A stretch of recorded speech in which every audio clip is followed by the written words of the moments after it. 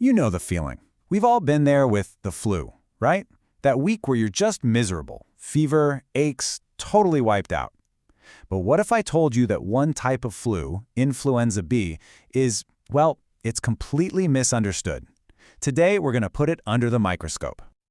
So let's just jump right in and tackle the biggest myth out there. When you hear about Influenza A and Influenza B, there's this idea that type B is kind of the milder cousin, the one that's not so bad. But is that actually true? Yeah, the short answer?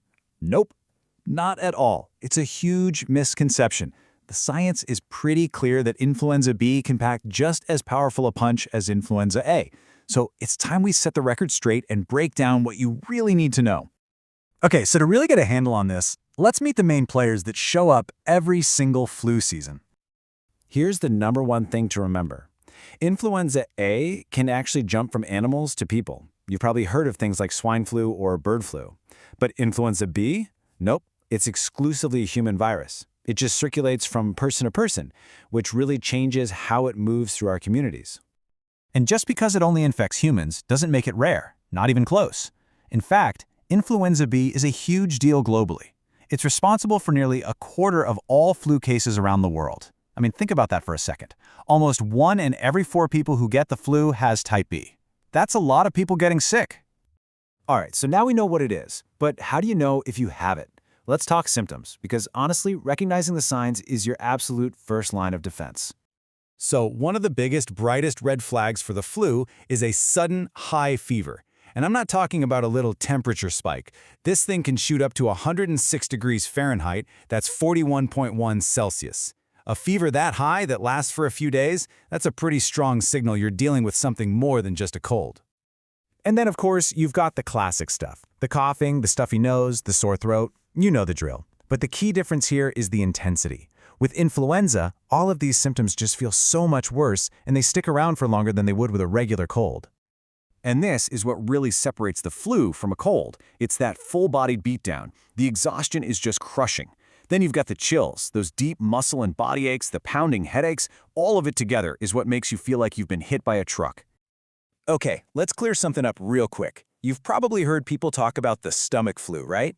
That's a totally different virus. Now, while some people, especially kids, can get some nausea or vomiting with Influenza B, you have to remember, this is a respiratory illness at its core. Now, for most people, the flu is awful, but it's temporary.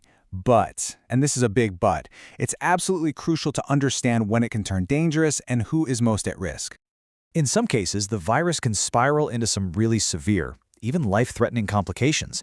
We're talking about really serious stuff like pneumonia, respiratory or kidney failure, inflammation of the heart muscle, and even sepsis.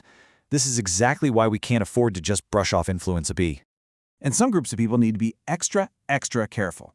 Little kids under 5, adults over 65, pregnant people, and anyone with a chronic condition like asthma, heart disease, or diabetes, they're all at a much higher risk for these severe outcomes. For them, catching the flu can be incredibly dangerous.